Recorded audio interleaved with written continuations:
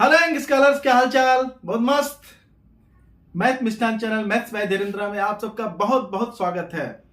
Session 2025-26 के लिए मैं वीडियो शुरू कर रहा हूं। आज से पहला chapter 1 real numbers, class 10th का ये फर्स्ट लेक्चर मैं शुरू कर रहा हूं। आपके बोर्ड के रिजल्ट बहुत जल्द आने वाले हैं पिछले साल के, तो जो बच्चे 9th से 10th में गए हैं उनके लिए मैं ये चैप्टर लेके आया हूं आज। चलिए शुरू करते हैं, ज्यादा बातें नहीं करते हैं। Real numbers. रियल नंबर होता क्या बेटा? रियल नंबर क्या है? और भी कोई नंबर होते हैं क्या रियल नंबर के अलावा? तो रियल नंबर आपने पहले से पढ़ा हुआ है। Natural number, whole number, integers, rational number सब पढ़े हैं आपकी? नहीं ध्यान आ रहा है आपको? ध्यान आ रहा होगा क्या? नेचुरल नंबर आपने पढ़ा है। नेचुरल नंबर क्या होता है भाई? नेचुरल नंबर जस्ट थोड़ा सा रिवाइज कर रहे हैं हल्का सा। नेचुरल नंबर वे नंबर जो नेचुरल काउंटिंग में आते हैं, जैसे कि 1 2 3 4 एंड सो ऑन, इसको बोलते हैं नेचुरल नंबर। होल नंबर क्या होता है बेटा?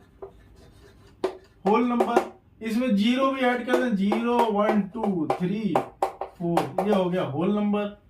ठीक है। इंटीजर्स क्या हो जाएगा फिर इसके बाद से? अगर ये सब पॉजिटिव साइड में, अगर निगेटिव साइड में भी चले जाए तो इंटीजर्स भी हो जाएंगे। इंटीजर्स तो -2 माइनस साइड में चला जाएगा, -1, 0 भी जाएगा, +1 +2 +3, इस तरीके से ये आपके इंटीजर्स हो गए। और क्या आप पढ़े हैं? और आप पढ़े हैं रेशनल नंबर और इरेशनल नंबर। रेशनल नंबर क्या होता है भाई? ये भी आपको याद होगा। अभी एक थोड़ा सा आगे भी है। रेशनल नंबर वे नंबर हैं जिनको कि हम P/Q के फॉर्म में लिख सकते हैं। तो रेशनल नंबर कौन से नंबर होते हैं भाई? रेशनल नंबर जिनको हम लोग P/Q के फॉर्म में लिख सकते हैं, जहां के Q should not be equal to 0। ये हमारे रेशनल नंबर है। ठीक है। इरेशनल नंबर क्या है? इरेशनल नंबर क्या होता है? इरेशनल नंबर वो होता है जिसको हम P/Q के फॉर्म में ना लिख सकें। ठीक है, नहीं लिख सकें, जिसको हम लोग P/Q के फॉर्म में, उसको इरेशनल नंबर कहते हैं। तो ये सब चीजें आपको अच्छे से पता है। ठीक है बेटा। तो और इस चैप्टर में क्या है फिर? रियल नंबर क्या होता है? रियल नंबर ये सब के सब रियल नंबर होते हैं। ये सभी के कॉम्बिनेशन रियल नंबर है। तो वो सारे नंबर जिसको हम नंबर लाइन पे प्लॉट कर सकें, वो सब के सब रियल नंबर होते हैं। नंबर लाइन पे आपने नंबर्स को दिखाना सीखा हुआ है क्लास 9th में। अगर नहीं पता है तो मेरे पिछले वीडियोस को जाके देख लीजिए, क्लास 9th के, वहां बता रखा है। तो नंबर लाइन पे कैसे प्लॉट किए जाते हैं। ठीक है। तो जो भी नंबर हम नंबर लाइन पे प्लॉट कर सकते हैं, वो सब के सब हमारे रियल नंबर होते हैं। यानी कि ये सब के सब आपके, ये क्या है? रियल नंबर्स हैं। ये सब के सब रियल नंबर हैं। तो इसके अलावा और कौन सा नंबर होगा भाई? कोई और भी नंबर है क्या? हाँ, इमेजिनरी नंबर, काल्पनिक या आभासी नंबर, वो आगे के क्लासेस में पढ़ाए जाएंगे। ठीक है बेटा। अभी आप रियल नंबर पर फोकस कीजिए। ठीक, चलिए आगे बढ़ते हैं। आगे बढ़ने से पहले दो चीजें और आपको जाननी है। फैक्टर क्या होते हैं और मल्टीपल क्या होते हैं। तो फैक्टर क्या होता है भाई? फैक्टर और मल्टीपल। फैक्टर क्या होता है और मल्टीपल क्या होता है, बताइए। कुछ ध्यान आ रहा है आपको? बहुत सारा फैक्टराइजेशन करते रहे बचपन से मतलब कि छोटे क्लासेस से। बचपन से मतलब नहीं कि आप जब टॉफी चॉकलेट खाते हुए घूम रहे थे ऐसे ही, स्कूल भी नहीं जाते, तो वो बात नहीं कह रहा हूं। ठीक है। तो वो बात नहीं है। तो फैक्टर क्या होते हैं? फैक्टर वे नंबर होते हैं जो किसी नंबर को डिवाइड कर रहे हैं। मतलब कोई नंबर, सपोज करो कि 20 है, 20 ये जिस नंबर से फुल्ली डिवाइड हो जाए वो उसके फैक्टर होते हैं। बात एक बार और मैं रिपीट करता हूं। एक नंबर जिस जिस नंबर से पूरी तरीके से डिवाइड हो जाए, पूरी तरीके से डिवाइड होने का मतलब रिमाइंडर नहीं है। तो जब एक नंबर किसी दूसरे नंबर से पूरी तरह से डिवाइड हो जाए तो वे सारे के सारे नंबर इसके फैक्टर कहलाते हैं। फॉर एग्जांपल अब 20 के फैक्टर कौन कौन हो सकते हैं भाई? अब देखो 1 से ट्राई करते हैं तो इसके फैक्टर जो होंगे 1 तो होगा ही होगा। फिर क्या होगा भाई? देखो 2 से डिवाइड करोगे तब भी डिवाइड होगा, 20 को डिवाइड करोगे 2 से डिवाइड हो जाएगा, 3 से करोगे 3 नहीं डिवाइड होगा, 3 से नहीं डिवाइड होगा, 3 फैक्टर नहीं होगा। जिससे डिवाइड हो जाए पूरी तरीके से वही आएगा। 3 से डिवाइड करने की कोशिश करोगे 20 को तो रिमाइंडर बच जाएगा, तो उसका फैक्टर नहीं है। 4 से डिवाइड करोगे तो 4 डिवाइड हो जाएगा, 5 से डिवाइड करोगे तो 5 हो जाएगा। तो ये सब बेटा क्या है? इसके क्या है? ये फैक्टर्स। क्या है ये? फैक्टर्स। ठीक है। और मल्टीपल क्या होते हैं? देखो फैक्टर ध्यान रखना, जो नंबर है उससे हमेशा छोटे होंगे। मैक्सिमम कहां तक जाएगा? ये कहां तक जाएगा? 20 तक। ये कहां तक जाएगा? 20 तक। यानी फैक्टर उस नंबर, जिस नंबर को डिवाइड करना है वहां तक जा सकता है, उसके ऊपर नहीं जाएगा फैक्टर। और मल्टीपल जहां से हम शुरू होते हैं लाइन वहीं से शुरू हो जाती है। ठीक है। यानी कि 2 के मल्टीपल लिखेंगे तो पहला नंबर है 2 ही हुआ, फिर उसमें एक और नंबर 2 से मल्टीप्लाई करेंगे तो नेक्स्ट मल्टीपल हो जाएगा 2 2 जा 4, फिर उसमें 3 से मल्टीप्लाई करेंगे 2 3 जा 6। यानी कि मल्टीपल जो होते हैं वो जो नंबर है उसमें कोई ना कोई दूसरा नंबर होल नंबर मल्टीप्लाई करने से, whole number natural number multiply करने से नेक्स्ट नंबर बन जाता है। यानी वो जो नंबर जो मल्टीपल होगा वो इससे डिवाइड होगा। उल्टी बात हो गई। वो जो नंबर मान लो जो मल्टीपल होगा, मान लो मल्टीपल, इसका मल्टीपल मान लो 46 है, यानी कि 46 जो है इससे डिवाइड होगा। कंफ्यूज नहीं होना भाई, कंफ्यूज नहीं होना है। इसमें देखो ये जो नंबर था वो फैक्टर से डिवाइड हो जाएगा पूरी तरीके से, और जो मल्टीपल है वो उस नंबर से डिवाइड हो रहा है। ध्यान से सुनना, मल्टीपल में वो जो नंबर मल्टीपल है वो इस वाले ओरिजिनल जो नंबर है उससे डिवाइड होगा, और इसमें जो नंबर है वो अपने फैक्टर से डिवाइड हो रहा है। ठीक है। यानी कि मल्टीपल हमेशा उस नंबर से बड़ा होगा, फैक्टर हमेशा उस नंबर से छोटा होगा। ये बात आपको क्लियर? चलिए ठीक है, समझ गया। और बेटा आपके लिए इस चैप्टर का वीडियो पहले ही अवेलेबल है। मेरे पुराने वीडियोस की लिस्ट आप देखेंगे तो उसमें पहले ही रियल नंबर को मैं बताया, बहुत डिटेल में बताया है, काफी अच्छे से इंट्रोडक्शन भी बताया है, क्वेश्चंस भी बताए हुए हैं। ठीक है। तो आप और डिटेल पढ़ना है, देखना है तो उसको भी देख सकते हैं। मैं यहाँ पे थोड़ा सा रिफ्रेश करवा रहा हूं ताकि नए सेशन के लिए हम और बढ़िया चीजें और अच्छे क्वेश्चन करें। ठीक है। तो बेटा एक और चीज और समझ लो आगे बढ़ने से पहले, वो होता है प्राइम फैक्टराइजेशन। प्राइम नंबर क्या होता है? प्राइम नंबर एक चीज समझ लीजिए, और प्राइम फैक्टराइजेशन क्या होता है? प्राइम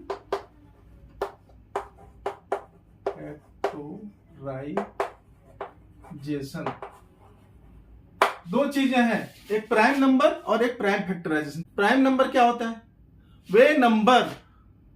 वे नंबर जो खुद से ही डिवाइड हो पाए या फिर 1 से डिवाइड हो पाए, यानी वे नंबर जिसके फैक्टर या तो खुद का नंबर हो या 1 हो, उसके अलावा कोई भी नंबर से डिवाइड ना हो पूरी तरीके से, तो ऐसे नंबर को हम लोग बोलते हैं बेटा प्राइम नंबर। फॉर एग्जाम्पल कौन से एग्जाम्पल क्या हो जाएंगे? 3, 5, 7, ये सब क्या है? Prime number. क्यों भाई? अब देखो 3 है, ये 3 किससे डिवाइड होगा भाई? किससे डिवाइड हो सकता है पूरी तरीके से? बताओ। 1 से होगा और 3 से होगा ना, उसके अलावा तो और किसी से भी पूरी तरीके से डिवाइड नहीं होगा। 2 से डिवाइड करो रिमाइंडर बचेगा, और किसी बड़े से करोगे डेसिमल में आएगा ना, तो ये पूरी तरीके से डिवाइड नहीं होगा। तो 1 से होगा और 3 से होगा। इसी तरीके से देखोगे 5 को अगर देखें हम लोग तो 5 भी किससे डिवाइड होगा? 1 से होगा और 5 से होगा। यानी कि प्राइम नंबर वे है जिसके केवल 2 फैक्टर होंगे, या एक तो 1 और दूसरा खुद का वो नंबर। ठीक है बेटा। इस पे भी क्वेश्चंस आते हैं एग्जाम में घुमा फिरा करके, ब्रैकेट अभी एक हम लेंगे भी क्वेश्चन, उसको देख सकते हैं। ठीक है बेटा, तो ये प्राइम नंबर बहुतों को पता भी होगा, थोड़ा जल्दी जल्दी हम लोग कर लेते हैं, थोड़ा रिवाइज करके। ठीक है, फिर हम बढ़िया बढ़िया क्वेश्चंस लेंगे आगे चल के, है ना। तो फिर देखिए प्राइम फैक्टराइजेशन क्या कहते हैं। प्राइम फैक्टराइजेशन क्या होता है, जो आप पहले से पिछले क्लासेस में भी आप जो फैक्टर कर करके निकालते थे, एलसीएम एचसीएम फैक्टराइजेशन आप बहुत किए होंगे, वही प्राइम फैक्टराइजेशन और कुछ अलग नहीं है। ठीक है, प्राइम फैक्टराइजेशन मतलब हम उसको पार्ट पार्ट में कर दें जो कि प्राइम नंबर हो। फॉर एग्जांपल 24 को फैक्टराइज करोगे आप तो क्या होगा, इसके जो जो फैक्टर्स हैं उसके फैक्टर्स के फॉर्म में लिख सकते हैं। फॉर एग्जांपल मान लो 24 है, इसको फैक्टराइज करना आपको पता होगा, ऐसे कर लो 2 1 जा 2 2 2 जा 4 12 2 6 जा 12 2 3 जा 6 और 3 1 जा 1। तो इसके फैक्टर्स क्या क्या हो गए, 2 इंटू 2 इंटू 2 इंटू 3। तो इस तरीके से लिखने को हम लोग बोलते हैं फैक्टराइजेशन। क्या बोलते हैं बेटा इसको, फैक्टराइजेशन ही नहीं है, ये प्राइम फैक्टराइजेशन। क्यों, क्योंकि ये देख लो आप, ये सब के सब प्राइम नंबर्स हैं। आप देखोगे क्या है, ये प्राइम नंबर्स हैं, प्राइम नंबर्स यानी कि प्राइम फैक्टर्स से सब हैं, इसीलिए इसको बोला जाता है प्राइम फैक्टराइजेशन। ये बात क्लियर। और जो प्राइम नंबर तो समझ गए, वे नंबर जिसके दो फैक्टर होते हैं, एक तो सेल्फ और 1। एक और तरीके का नंबर होगा उसका अपोजिट तरीके से, क्या, कंपोजिट नंबर। वो भी जानना जरूरी है चैप्टर में आगे बढ़ने के लिए। तो हम देख लेते हैं अभी, क्या देखेंगे, कंपोजिट नंबर। ठीक है, कंपोजिट नंबर। तो कंपोजिट नंबर क्या होंगे, जिसके मोर देन 2 फैक्टर हो। मोर देन कितने होंगे इसमें फैक्टर, मोर देन 2 फैक्टर। जब भी 2 से ज्यादा फैक्टर हो तो वो नंबर कंपोजिट नंबर कहलाते हैं। बात समझ में आई ना। मतलब कि अभी तक जैसे 3 देख रहे थे तो उसके 1 फैक्टर था और 3 फैक्टर था। अगर एक और कोई फैक्टर हो जाए किसी भी एक नंबर का तो वो फिर प्राइम नंबर नहीं कहलाएगा, वो कहलाएगा कंपोजिट नंबर। फॉर एग्जाम्पल 4 देखोगे तो इसके फैक्टर करोगे तो 1 तो है ही, और 2 भी हो जाएगा और 4 भी हो जाएगा नहीं भाई। तो यहां देखो 3 इसके फैक्टर हो गए, 3 फैक्टर हो गए तो ये हो गया एक कंपोजिट नंबर। ठीक है, और यही आपका सबसे छोटा कंपोजिट नंबर भी है भाई, है। यहाँ पर ऑड इवन नंबर में कंफ्यूज नहीं हो जाना। 2 क्या है, 2 कंपोजिट एक प्राइम, कौन बताएगा, बताओ। 2 कंपोजिट एक प्राइम नंबर है क्या, बोलो। 2 एक प्राइम नंबर है, ठीक है। 2 is a prime number, 4 is a composite number. तो सबसे स्मॉलेस्ट कंपोजिट नंबर इज 4। ठीक, चलिए अब ये चीजें जान गए तो अब एक थ्योरम देख लेते हैं। कौन सा theorem, fundamental theorem of arithmetic. तो बेटा फंडामेंटल थ्योरम ऑफ अरिथमेटिक आप फैक्टराइज करते हैं बचपन से कहने का मतलब कि छोटे क्लासेस से, ठीक है। आप फैक्टराइजेशन करते आ रहे हैं और आराम से करते हैं प्राइम फैक्टराइजेशन। आपको पता भी नहीं होता कि उसमें एक fundamental theorem of arithmetic use हो रहा है, ठीक है। तो बिना पता चले अभी तक आप करते रहे वही चीज है, यहाँ पे उसको थ्योरम वही है। कौन सा थ्योरम भाई, इसे बोला every composite number can be expressed or factorise as a product of primes and this factorisation is unique apart from the order in which prime factors आकर। क्या मतलब समझ में आया भाई, क्या क्या लिख दिया यार। ये देखो प्राइम्स मतलब प्राइम नंबर, प्राइम्स मतलब प्राइम नंबर। तो इस थ्योरम में कहने का मतलब ये हुआ बेटा कि कोई भी कंपोजिट नंबर अगर लिया जाए, कोई भी कंपोजिट नंबर एक लिया जाए, फिर बोल रहा हूं कोई भी कंपोजिट नंबर लिया जाए, प्राइम नंबर नहीं बोल रहा हूं, ध्यान सुनना। कोई भी कंपोजिट नंबर लिया जाए तो उसको जब आप फैक्टराइज करोगे तो वो जो फैक्टर्स होंगे यानी कि जो जिसको एक्सप्रेस कर रहे हो वो सारे के सारे प्राइम नंबर से बने होंगे, ऐसे हम उसमें तोड़ सकते हैं। कंपोजिट नंबर को। ठीक है, ठीक करके देखेंगे, अभी समझ में आ जाएगा आपको। फिर से देखो, जो भी कंपोजिट नंबर लेंगे उसको हम लोग ऐसा एक्सप्रेस कर सकते हैं या फैक्टराइज कर सकते हैं कि उसमें सारे के सारे केवल प्राइम नंबर आएंगे। ठीक है, और एक खास बात यह है, जो उसमें प्राइम नंबर आएंगे वो किसी दूसरे नंबर के कंपोजिट नंबर में नहीं आएंगे, वो यूनिक होंगे, वही नंबर से मिलके बने होंगे। ठीक है, बस खाली ये है कि उसका ऑर्डर जो है, अब जैसे मल्टीप्लीकेशन लिखते हो तो उसमें 2 into 3 लिख दो या 3 into 2 लिख दो तो कोई फर्क नहीं, लेकिन नंबर जो है 6 ही होगा। तो एक एग्जांपल से देख लेते हैं, कहना क्या चाह रहा है, कहना क्या चाह रहा है भाई, क्या कहना क्या चाह रहे हो, बोलो तो। चलो हम बोल देते हैं। ठीक है, तो सपोज करो कि एक 6 कंपोजिट नंबर है। क्या है भाई, 6 कंपोजिट एक प्राइम है, कोई डाउट तो नहीं है ना, 6 एक कंपोजिट नंबर है। तो जब इसको आप एक्सप्रेस करोगे कैसे लिख सकते हो भाई, कैसे लिखोगे, कैसे लिखोगे, 6 को यहां फैक्टराइज करोगे आप तो 2 3 जा 6 और 3 1 जा 3, यानी कि 1 into 2 into 3 लिखोगे कि नहीं लिखोगे, बोलो।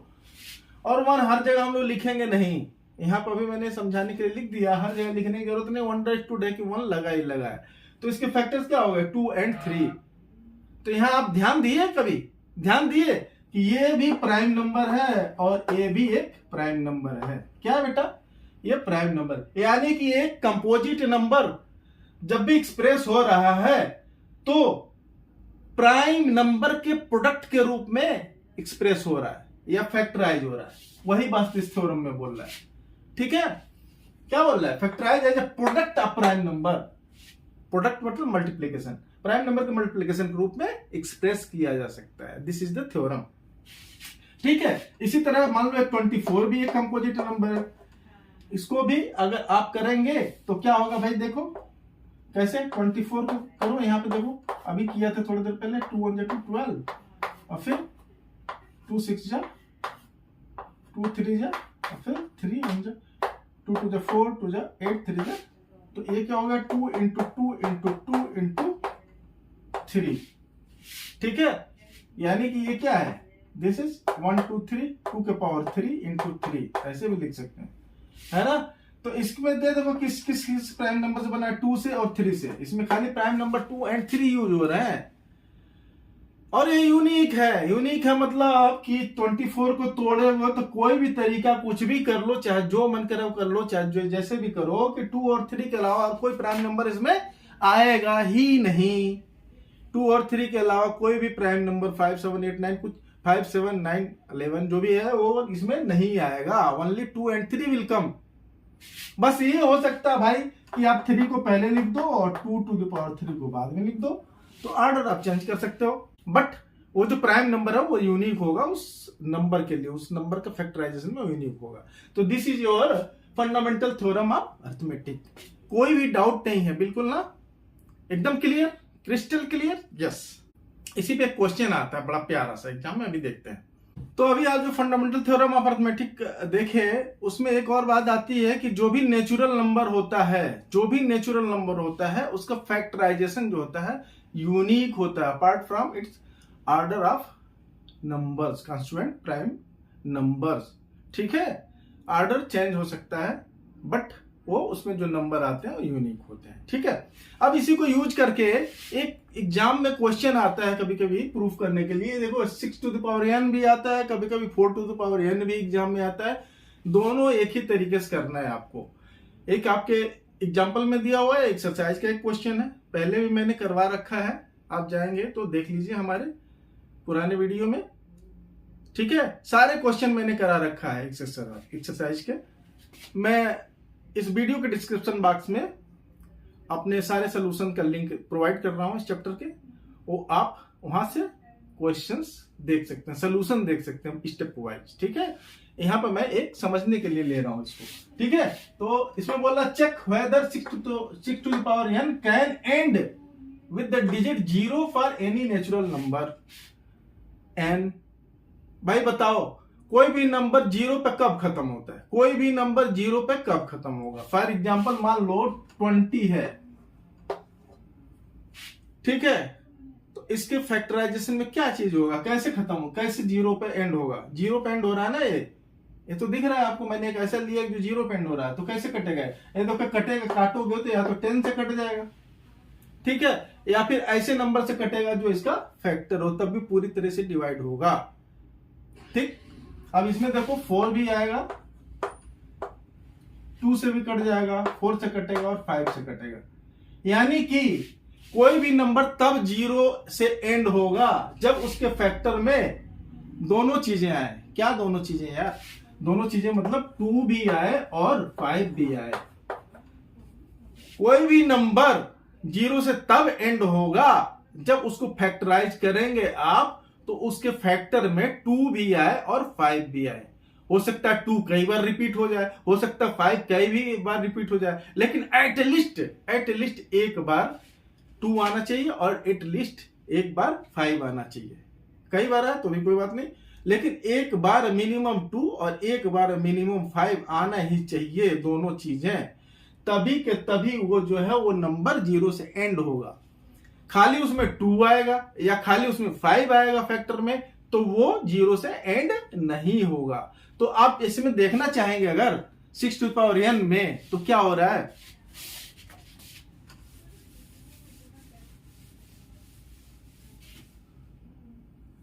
अभी आपने देखा 6 का फैक्टर निकाला, 6 का फैक्टर निकाला, क्या निकाला भाई, 2 and 3, 2 3 6, देखा ना, देखा, तो 6 टू द पावर n का क्या फैक्टर होगा भाई, पावर लग गया, सेम थिंग यहाँ पे। अब देखो यहाँ पे 1 नहीं ले रहे हैं जगह, ठीक है, 1 तो है, 2 and 3 के पावर n,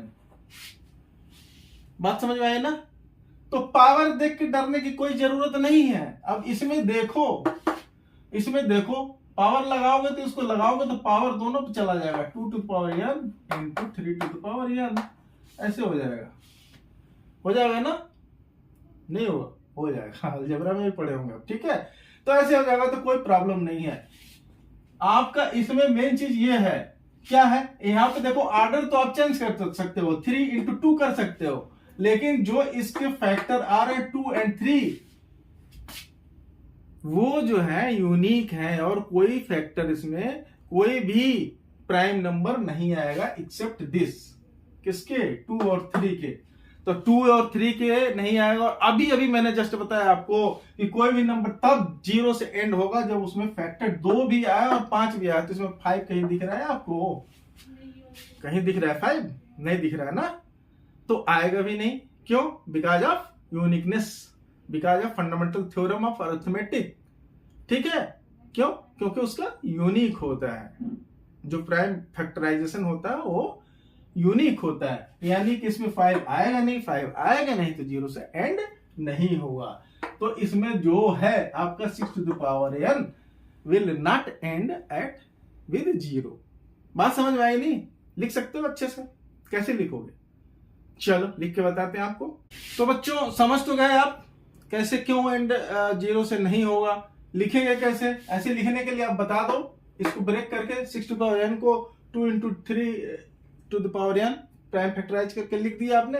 फिर आप बता दो, a number ending with the digit 0 should not be divisible by, should be divisible by 10, तभी डिविजिबल होता है। It will also be divisible by 2 and 5, ठीक है।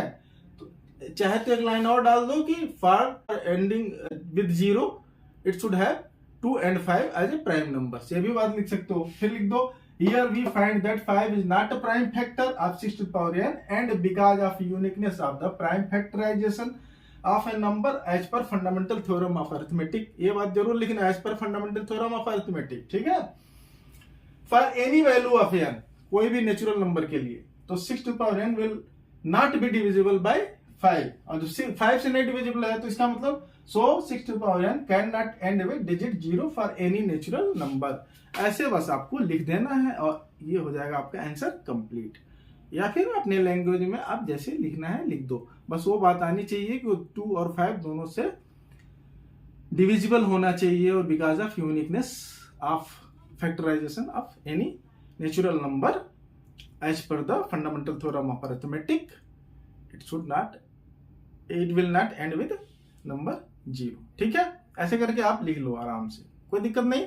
अब बेटा एलसीएम और एचसीएफ ये भी आपके चैप्टर में दिया हुआ है, ये आप छोटे क्लासेस में भी किए हुए हैं, एलसीएम और एचसीएफ। एलसीएम का मतलब पता है आपको ना, फुल फॉर्म क्या होता है, लीस्ट कॉमन मल्टीपल। अभी अभी थोड़ी देर पहले आपको बताया मल्टीपल क्या होता है। मल्टीपल जो भी होते हैं उस नंबर से हमेशा बड़े होते हैं, ठीक है, उस नंबर से हमेशा बड़े होते हैं जो किसी एक नेचुरल नंबर को मल्टीप्लाई करने से उसमें बनता है नेक्स्ट नंबर, ठीक है, तो वो मल्टीपल होते हैं। और कॉमन फैक्टर वे फैक्टर जो कि दो नंबर है तो दोनों को ही डिवाइड कर दे तो वो हाईएस्ट कॉमन फैक्टर, कई सारे हो सकते हैं उसको दोनों को काट दे, लेकिन हाईएस्ट जो नंबर कट करें उसको बोलते हैं कॉमन फैक्टर। चलो दिखा देते हैं कैसे। मान लो सपोज करो कि एक 8 है, ठीक है, और मान लो एक 12 है, दो नंबर है, दोनों का एलसीएम और एचसीएफ निकालना है। तो इसमें देखो 8 को फैक्टराइज करेंगे, प्राइम फैक्टराइजेशन क्या होगा, 1 इंटू 2 2 जा 4 2 जा 8 होगा ना। 1 हर जगह लिखने की जरूरत नहीं है, ठीक है बेटा। 2 2 जा 4 2 जा 8 और 12 का 1 लिख ही लो, 2 2 जा 4 3 जा 12। अब ये देखो इसमें क्या क्या है भाई, इसमें देखो एलसीएम देखोगे, पहले एचसीएफ ही देख लेते हैं, ठीक है। HCF highest common factor, common इस दोनों में क्या क्या है, कॉमन देखो क्या है, एक कॉमन देखो 2, बहुत इजी तरीका है। एचसीएफ देखो कैसे निकलता है, एचसीएफ 2, एक कॉमन था 2, देखो कॉमन मतलब दोनों में है, अब फिर एक बार और है दोनों में, बस। अब देखो यहाँ पे भी 2 है, वो कॉमन नहीं है बेटा, और यहाँ पे भी, यहाँ पे 3 है, लेकिन ये दोनों में कॉमन नहीं है, तो दोनों में कॉमन क्या है, 2 और 2, 2 और 2, तो क्या हो जाएगा 2 2 जा 4, तो ये आपका एचसीएफ निकल जाता है। क्या निकलता है, एचसीएफ। बात समझ में आया, मतलब highest common factor, highest common factor. तो कॉमन देखो एक 2 था और एक 2 था, 2 स्क्वायर, इसमें भी 2 स्क्वायर, इसमें भी, तो ये हाईएस्ट कॉमन फैक्टर हो गया। तो जो कॉमन फैक्टर है और सबसे बड़ा नंबर जो है वो दोनों का एचसीएफ कहलाता है। बात समझ में। अभी एक और चीज बताया है आपके डिफिनेशन फॉर्म में दिया, बुक में क्या दिया है कि दोनों में दो, अगर दोनों को हम पावर के फॉर्म में कर लें, इसको सपोज कर लो 2 क्यूब हो गया, और इसको करोगे पावर के फॉर्म में तो 2 स्क्वायर इंटू 3। तो इसमें देखो दोनों में जो पावर है, ये 2 क्यूब है, तो इसको कैसे लिख सकते हो, 2 स्क्वायर इंटू 2 लिख सकते हो कि नहीं। तो ये देखो 2 स्क्वायर दोनों में आ जाएगा, आएगा ना। तो जो सबसे छोटा सा छोटा पावर कॉमन में मिल जाए, ठीक है, जो पावर कॉमन में मिल जाए उसको बोलेंगे उसी का एचसीएफ, ठीक। अब यही खाली था तो हो गया। एलसीएम में सबसे बड़ा से बड़ा पावर जो मिलेगा वो हम लोग लिख लेंगे। अब एलसीएम निकालना होगा, अभी एक डिफिनेशन के फॉर्म में अभी बताता हूं आपको, ठीक है। एलसीएम के फॉर्म, एलसीएम निकालना है तो सबसे बड़ा पावर लिया इसका, या फिर जो भी नंबर है जितने भी आएंगे वो, इसमें देखो 2 इंटू 2 इंटू 2, ठीक है। तो आपके ये भी आ जाएंगे 2 और 3 भी उसमें फिर मल्टीप्लाई हो जाएंगे, इसमें एक 2 भी आ जाएगा और 3 भी आ जाएगा, तब आपका एलसीएम बन जाएगा। अब देखो इसमें क्या होगा, इसमें 2 cube into what, 2 cube into, अब बड़ा वाला पावर ले लिए, 2 क्यूब ले लिए, तो इसमें इंक्लूड हो गया, तब उसको फिर नहीं लिखोगे, जो सबसे बड़ा पावर था वो ले लिए, 2 क्यूब हो गया, और यहाँ पे एक 3, तो क्या बन गया बेटा, 2 2 जा 4 2 जा 8 और 3 जा 24। तो एलसीएम क्या हो गया इसका, 8 और 12 का 24। बात समझ में आई कि नहीं। इसमें जो सबसे इसमें इंक्लूड हो गया, इसलिए ये वाली पावर ले लिए, ये नहीं कि इसको फिर से करने लगे। कोई बच्चे ऐसे क्या करते हैं कि इसको ले लिए और फिर इसमें इस दोनों को भी कर दिए, तो गड़बड़ हो जाएगा भाई, ऐसा नहीं करना है आपको, ठीक है। और देखो एक और तरीका आप सीखे हो, कैसे, ऐसे भी निकाला जाता है एलसीएम। कैसे निकाला, ऐसे भी निकाला जा सकता है। कैसे निकलता है एलसीएम, पता है ऐसा वाला आपको, देखो 2 4 जा 8, 2 6 जा 12, फिर 2 2 जा 4, ऐसे करते चले जाएंगे जब तक पूरा 1 1 ना आ जाए, पूरा कट के खत्म नहीं हो जाए। और जो नहीं आ रहा, जो नहीं कट रहा, उसको ऐसे उतार लेते हैं, फिर 3, ये देखो कटा ना, कटा ही नहीं कटा, हो गया। अब यहां से देखो 2 1 जा 2 और 3 3 1 जा ये तो 1 ऐसे लिख लिया, 3 1 जा 3, तो 2 2 जा 4 2 जा 8, ये मल्टीप्लाई कर देते हैं तो यही एलसीएम हो जाता है। इस तरीके से भी आपने निकाला सीखे होंगे। 2 2 2 इंटू तो कितना होगा, 2 2 जा 4 2 जा 8 3 जा 24। ठीक है, तो इस तरीके से एलसीएम और एचसीएफ आप निकाल सकते हैं। बात समझ आई ना आपको? पक्का मजा आ रहा है? ये बस रिफ्रेश कर रहा हूं, एक और डिटेल वीडियो हमारा पुराना है, उसको भी आप लोग देख सकते हैं, और ज्यादा उसमें कुछ चीजें बता रखा है एडिशनल। ठीक है, एचसीएफ जो होता है अभी मैंने बताया, वो अगर आप देखोगे तो product of smallest power of each common prime factor in the number.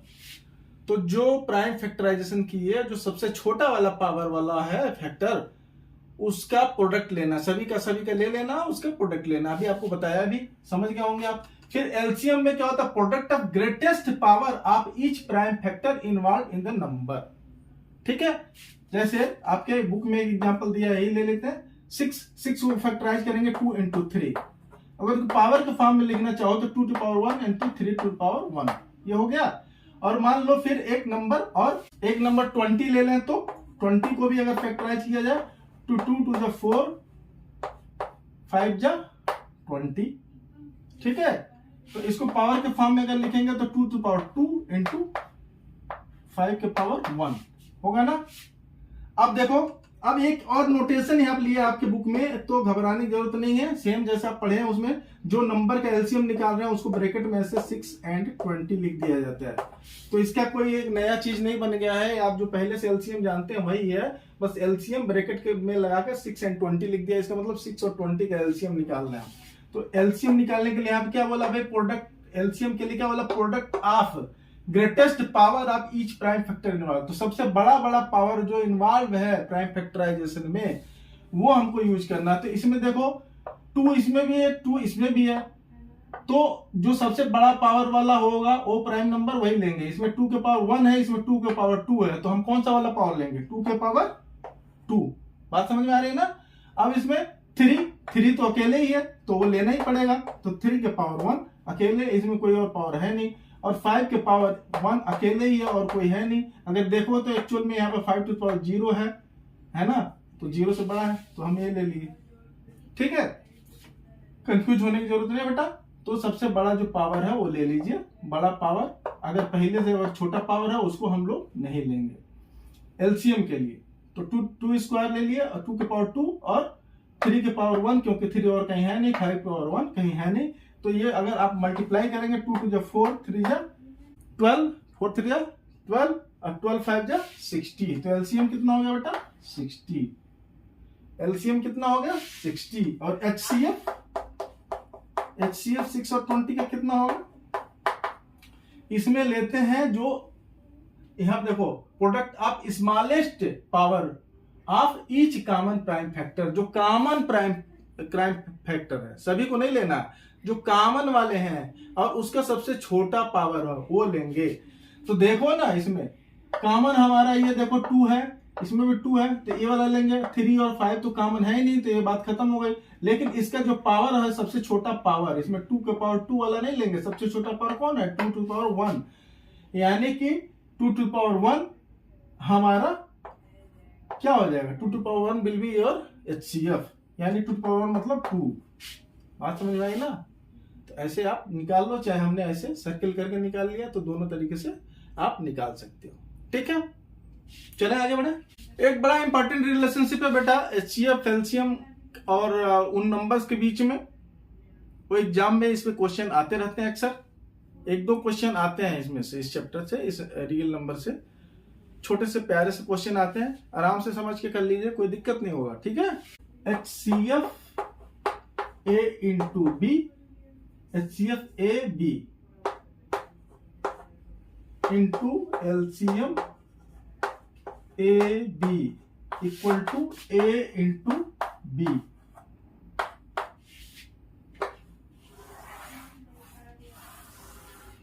इसका मतलब समझ गए होंगे आप। क्या, 2 नंबर है, दोनों का मान लो A और B 2 नंबर है, कोई भी 2 नेचुरल नंबर है ए और बी, उनका एचसीएफ आपने निकाला और एलसीएम भी निकाला, दोनों को मल्टीप्लाई करेंगे, प्रोडक्ट करेंगे, तो जो दोनों नंबर को प्रोडक्ट करेंगे उसके बराबर होगा। ठीक है, कहने का मतलब है अगर एचसीएफ पता हो, एलसीएम पता हो, एक नंबर पता हो, तो आप ये वाला नंबर निकाल लो। कहने वो 4 क्वांटिटीज हैं जिसमें से 3 अगर पता हो जाए, मान लो ये पता हो गया और ये दोनों पता हो जाएगा, तो ये निकाल लो।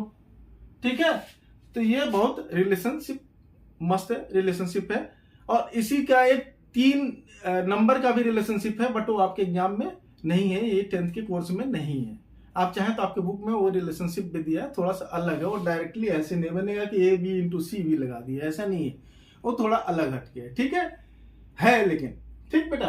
तो आप ये रिलेशनशिप याद रखिए कि दोनों एचसीएफ एलसीएम प्रोडक्ट जो होता है वो दोनों नंबर के प्रोडक्ट के बराबर होता है। ठीक, अरे फॉर एग्जांपल ले लो, मान लो एक एचसीएफ है दिया हुआ 4 और एलसीएम दिया मान लो 32, ठीक है, और एक नंबर दिया 8, तो दूसरा नंबर कितना होगा बता सकते हो कि नहीं? क्या होगा? 4 × 32 डिवाइडेड बाय 8, ये होगा B number. 16 number 16, other number 16। Very easy, ऐसे करके आप बहुत आराम से निकाल सकते हो। ठीक है, चलो एक चीज बताओ कि एक छोटा सा एग्जांपल लेते हैं। मान लो कि हमारे पास 3 नंबर दिए हुए हैं, कौन कौन से? 2 दिया हुआ है, 5 दिया हुआ है और 13 दिया है। 2 दिया हुआ, 5 दिया हुआ है, मान लो 11 दिया है। चलो ठीक है, इसका एलसीएम बताओ और एचसीएफ बताओ, कितना होगा एलसीएम? बताएंगे कौन? एलसीएम कितना होगा और एचसीएफ कितना होगा बता सकते हो आप? फटाक से बोल सकते हो? एचसीएफ एचसीएफ एचसीएफ एचसीएफ क्यों? ये देखो आराम से, जब भी प्राइम नंबर का एचसीएफ निकालने को बोले तो कितना आंसर आएगा बेटा? 1।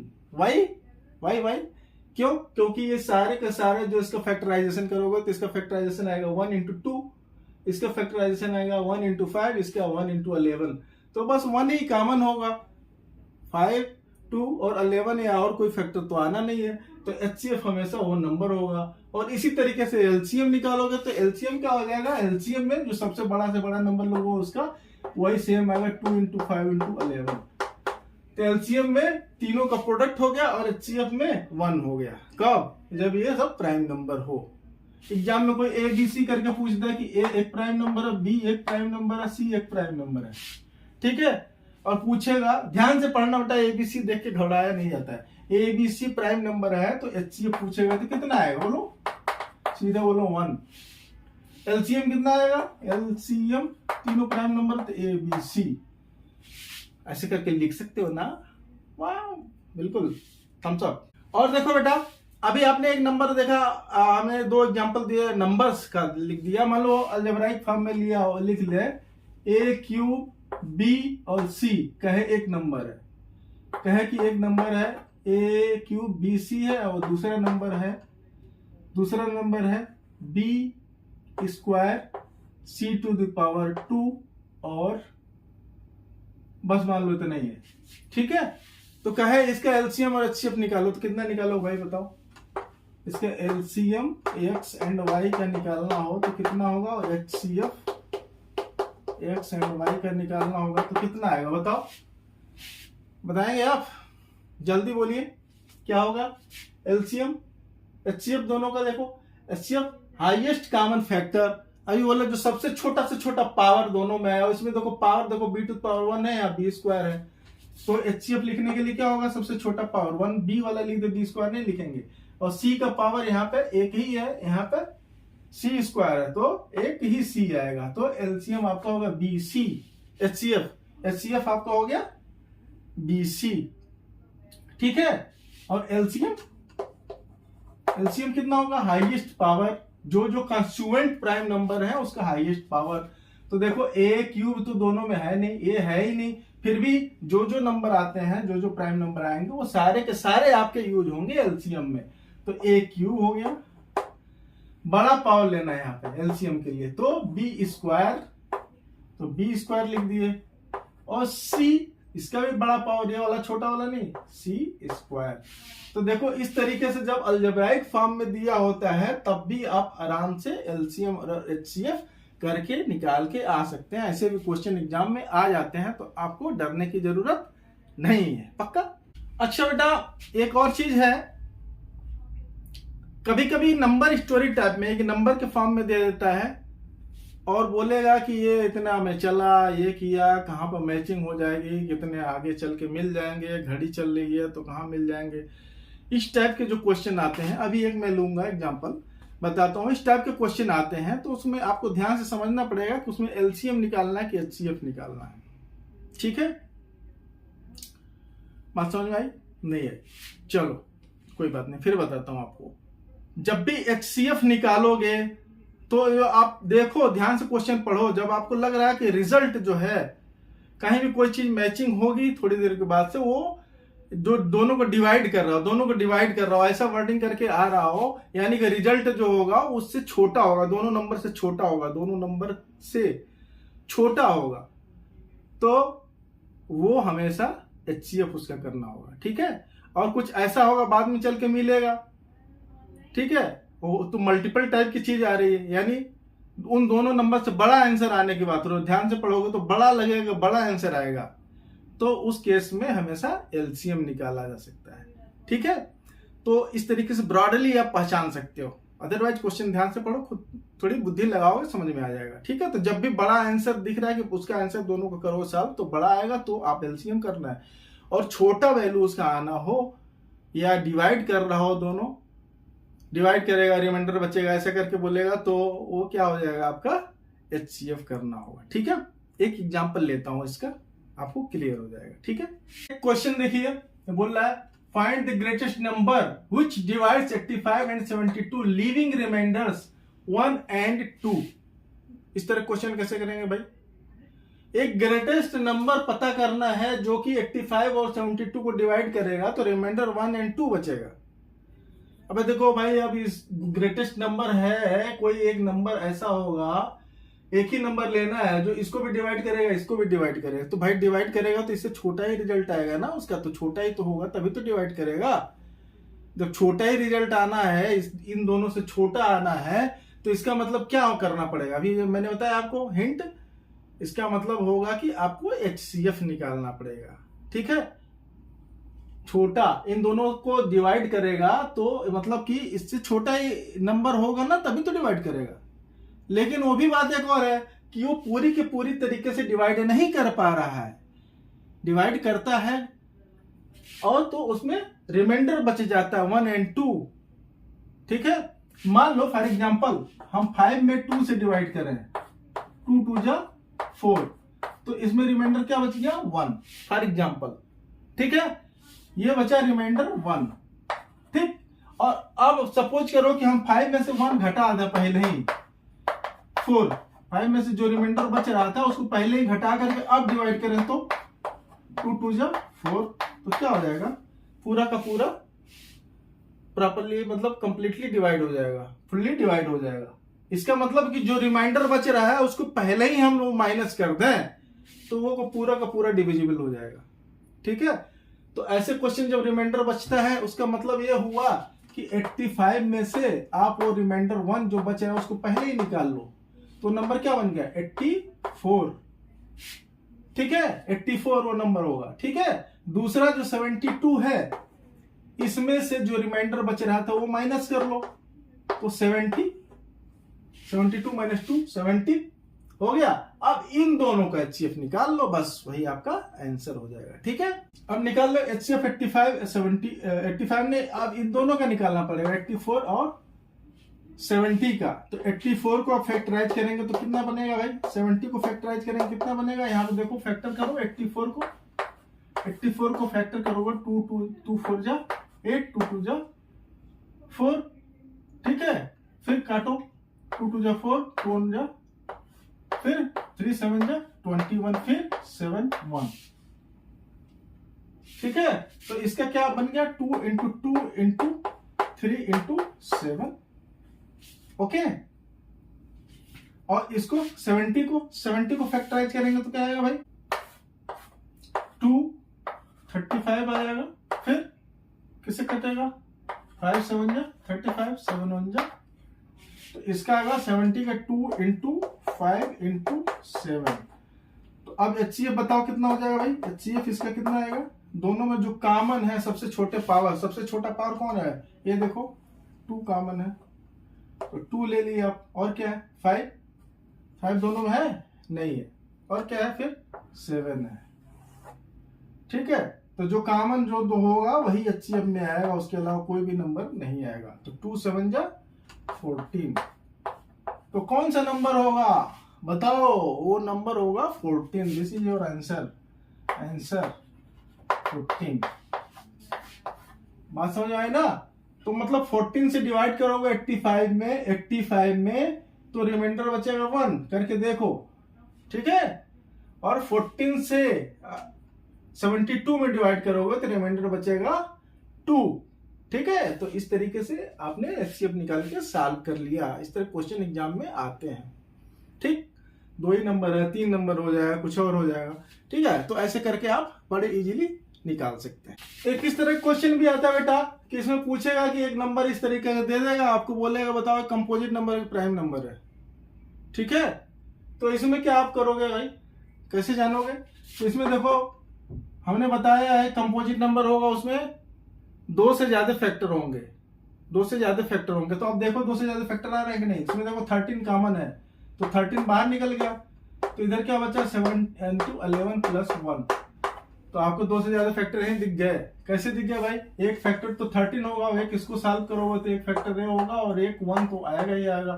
तो मिनिमम इसके 3 फैक्टर तो हो ही गए। So it is composite number, so it is a composite number. तो ऐसे करके आप सॉल्व करके कॉमन लेकर के देख सकते हो। जब भी आपके 3 फैक्टर बन गए, 2 फैक्टर इसमें आ गए 1 को छोड़ करके, इसका मतलब कि वो कंपोजिट नंबर होगा। ठीक है, बात बिल्कुल क्लियर है ना?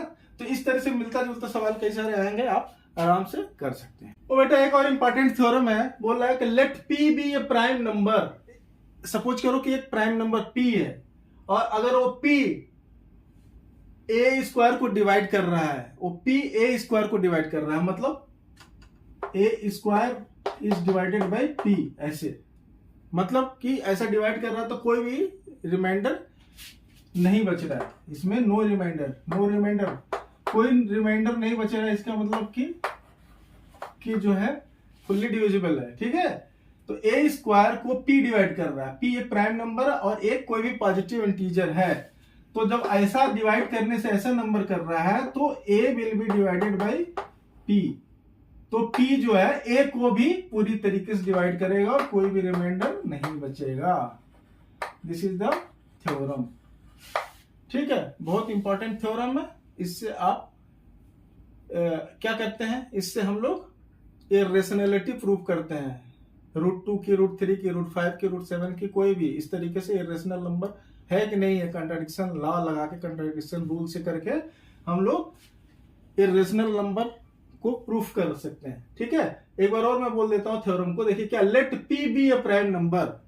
P एक प्राइम नंबर है। प्राइम नंबर अभी बता दिया क्या होता है, एक P प्राइम नंबर है, और if P divides A square, अगर A स्क्वायर को डिवाइड कर रहा है तो P जो है A को भी डिवाइड करेगा। P जो है A को भी डिवाइड करेगा। ये है इंपॉर्टेंट थ्योरम। इसी को यूज करके हम लोग प्रूफ करेंगे इर्रेशनैलिटी ऑफ √3 या √2 या कोई भी इस तरीके √5। ठीक है, चलिए हम वो भी प्रूफ करके देखते हैं। तो बेटा इस तरह का क्वेश्चन एग्जाम में आता है, प्रूफ करने के लिए बड़े अच्छे से समझ के लिख लीजिए। बहुत इंपॉर्टेंट है, हर बार आता है, √3 का, √5 का, कुछ ना कुछ इस टाइप का आता है। तो आप इसको जरूर तैयार कर लीजिएगा। ठीक है, कैसे करेंगे प्रूफ? देखो ये लॉ ऑफ कंट्राडिक्शन, मतलब कोई चीज अगर है तो नहीं होगी, नहीं है तो होगी। इसका मतलब 2 ही चीज होगा ना, अगर नहीं है तो होगी। तो हम ये बोल रहा है कि √3 इरेशनल है, तो चलो हम थोड़ी देर के लिए एज्यूम कर लेते हैं कि √3 इरेशनल नहीं है, रेशनल है। तो बोलते हैं let us assume √3 is rational number. तो क्या हो जाएगा, √3 will be equal to A by B हम लिख लेते हैं। क्यों? और A और where B should not be equal to, B should not be equal to 0 और and A and B are co-primes मतलब इन दोनों में कोई भी कॉमन फैक्टर नहीं होगा एक्सेप्ट 1 के अलावा कोई भी कॉमन फैक्टर नहीं आएगा। तो वही कॉमन फैक्टर अगर हम दिखा दें तो हमारा कॉन्ट्राडिक्टरी हो जाएगा। ठीक है, तो वही हम करने की कोशिश कर रहे हैं। ठीक है बेटा, क्यों हम करने जा रहे हैं, क्योंकि हम अभी को प्राइम नंबर देखो मान रहे हैं, लेकिन ये को प्राइम नंबर नहीं बनेगा। ठीक है, ए और बी को हमने अभी मान लिया को प्राइम नंबर है। ठीक है, चलो √3 equal to A by B हमने एज्यूम कर लिया। फिर दोनों साइड का स्क्वायर कर लीजिए, या फिर पहले इसको क्रॉस प्रोडक्ट कर लीजिए। क्रॉस प्रोडक्ट करेंगे तो √3 B will be equal to ए।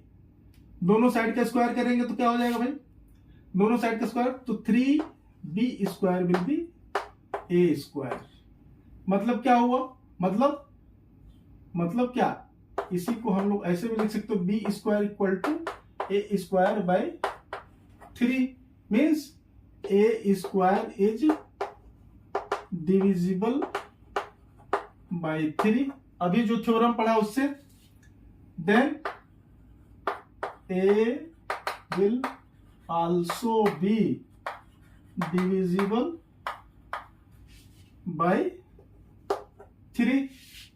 ठीक है, ए 3 से भी डिविजिबल होगा, इसका मतलब चलो हमने मान लिया ए 3 से भी डिविजिबल होगा, तो ये कोई एक सी के बराबर है।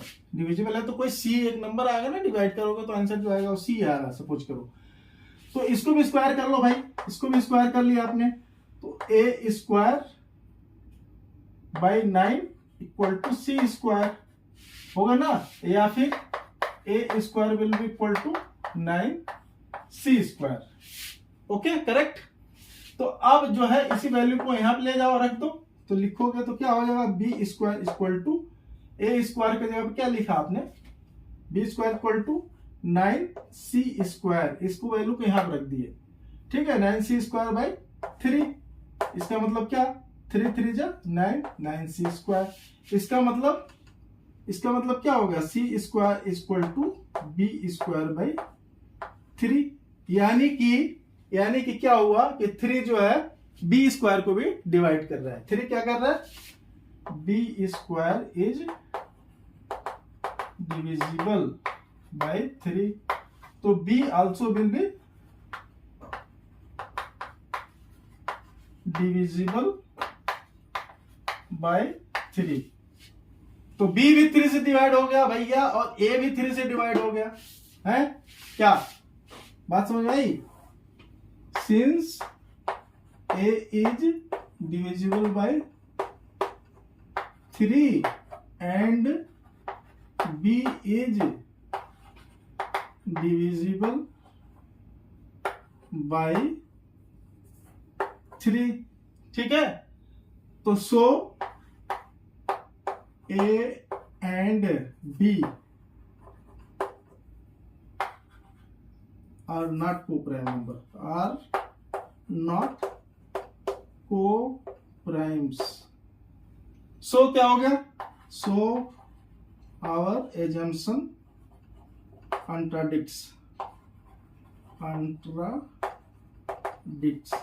सो क्या हो जाएगा, सो √3 is not rational,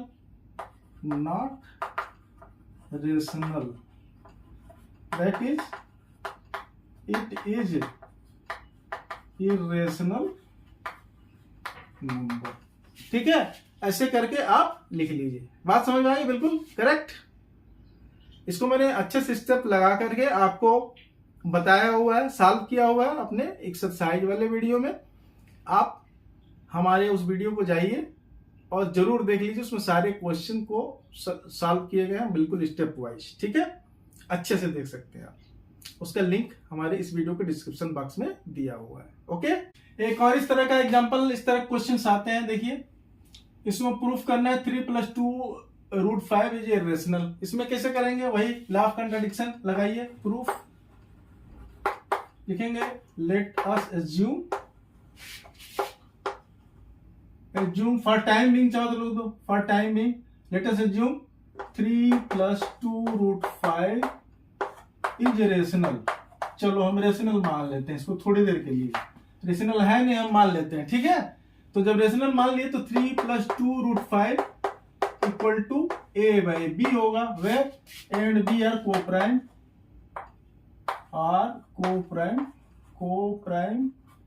and B is not equal to 0, जैसा पहले माना था। ठीक है, तो इसमें क्या करेंगे, इसको साइड चेंज कर लीजिए, तो 2√5 will be equal to a/b, और a उस साइड में जाएगा तो क्या होगा -3। ठीक है, होगा कि नहीं होगा बोलो, इक्वल टू a-3b/d होगा। और a नेक्स्ट स्टेप में √5 इक्वल टू a-3b/2b होगा कि नहीं बोलो। तो यहां तक बात हो गई बेटा। और देखो p/q के फॉर्म में लिखा जा सकता है, इसका मतलब क्या हो गया, ये रेशनल नंबर हो गया है। तो RHS is rational number, so LHS यानी कि √5 also should be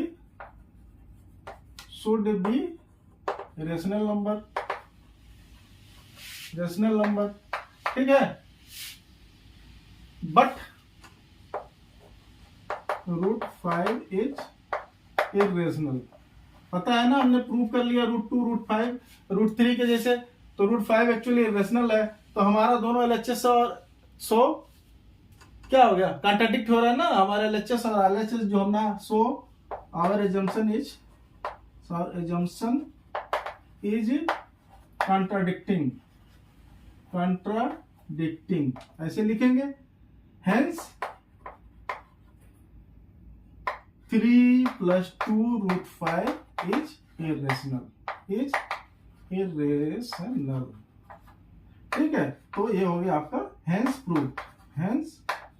तो इस तरह के क्वेश्चंस को आप ऐसे आराम से कर सकते हैं, ठीक। चलो बेटा, तो उम्मीद करता हूं आपको बहुत आनंद आया होगा, बहुत मस्ती से आपने रिवाइज कर लिया होगा पूरा का पूरा चैप्टर। डिटेल मेरे और दूसरे वीडियो में देख सकते हैं, पूरे एग्जाम्पल सारे क्वेश्चन सॉल्व किए हुए हैं, सारे एक्सरसाइज एनसीईआरटी के, आप उसको जरूर देखिए। और समझ में आ रहा है, मजा आ रहा है पढ़ने में, तो वीडियो को जरूर लाइक कर दीजिए, चैनल पर नए हैं सब्सक्राइब कर दीजिए। मिलते हैं अगले वीडियो में दूसरे चैप्टर के साथ। पढ़ते रहिए, खूब प्रैक्टिस कीजिए मैथ्स का। बाय।